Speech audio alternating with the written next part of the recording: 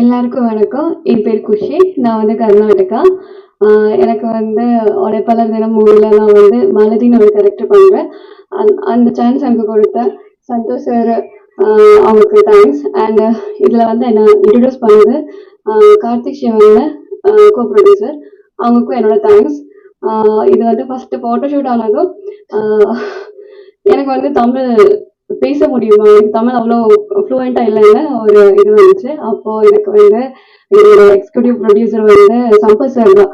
அவங்க தான் வந்து என்கிட்ட கேட்டாங்க, என்னம்மா தமிழ் டைலாக் எல்லாம் பேச முடியும், இது வந்து கொஞ்சம் டைலாக்ஸ் எல்லாம் ஒரு வில்லேஜ் சப்ஜெக்ட் மாதிரி இருக்கு அப்படின்னு என்கிட்ட கேட்டாங்க. ஓகே சார், ட்ரை பண்றேன், பட் என்னால் பண்ண முடியும் நான் தைரியமா சொன்னேன். அவங்க எனக்கு நெக்ஸ்ட் டே வந்து படத்தோட மொத்த டைலாகும் எனக்கு சொல்லி கொடுத்தாங்க. அதை வந்து நான் கற்றுக்கிட்டேன். அதுக்கப்புறம் ஷூட்டுக்கு பிஃபோரா 2 days முன்னாடி என்ன வர வச்சாங்க. ஏன்னா அந்த வில்லேஜ் சப்ஜெக்ட் இல்லை. ஸோ எனக்கு வந்து வில்லேஜ் அந்த அளவுக்கு தமிழ்நாட்டில் நான் இது வரைக்கும் போனதில்லை. அப்போ அங்கே எப்படி இருக்கும், அதுக்காக என்னை கூப்பிட்டுட்டு பிஃபோரா என்னை வர சொன்னாங்க. நான் போனேன். சாரி, மொத்தமா சாரி தான் அந்த மூவில மொத்தமா எனக்கு இருந்துச்சு. 2-3 சீன் தான் நைட்டில இருக்கும். ஸோ அங்க போனேன். எல்லாரும் கூட பழக சொன்னாங்க. அந்த வில்லேஜ்ல பழகிட்டேன். அப்போ என்கிட்ட சொன்னாங்க, என்னமா டைலாக் எல்லாம் கத்துக்கிட்டியா? ஓகே ஓகே சார், நெக்ஸ்ட் நீங்க எடுக்க போறீங்க, அது வந்து பிஃபோரா வந்து ட்ரை பாருங்க சொன்னா. ஓகே சார் வந்து சம்பத் சார் வந்து டைரக்டர் சார் சந்தோஷ் சார் வந்து பார்த்தாங்க. ஓகே, அவங்களுக்கு நடிச்சு காமிச்சது பிடிச்சது. அந்த மாதிரி தான் எனக்கு இதை வந்து ப்ராஜெக்ட் போயிடுச்சு.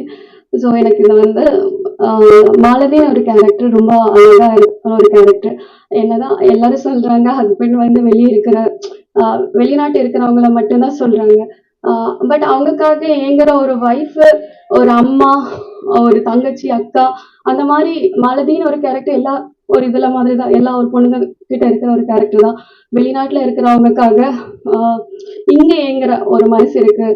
ஹஸ்பண்ட் கூட வாழணும், ஒரு அப்பா கூட இருக்கணும்னு இருக்கிற குழந்தைங்களாகட்டும், வெளிநாட்டுல இருக்கும்போது அவங்க எவ்வளவு மிஸ் பண்ணுவாங்க. ஒரு நல்ல நாள், ஒரு ஃபெஸ்டிவல், ஒரு ஸ்கூல் டே, என்னதான் இருந்தாலும் குழந்தைகளாகட்டும், ஒய்ஃப் ஆகட்டும், அம்மா ஆகட்டும், அவங்கள மிஸ் பண்ணுவாங்க.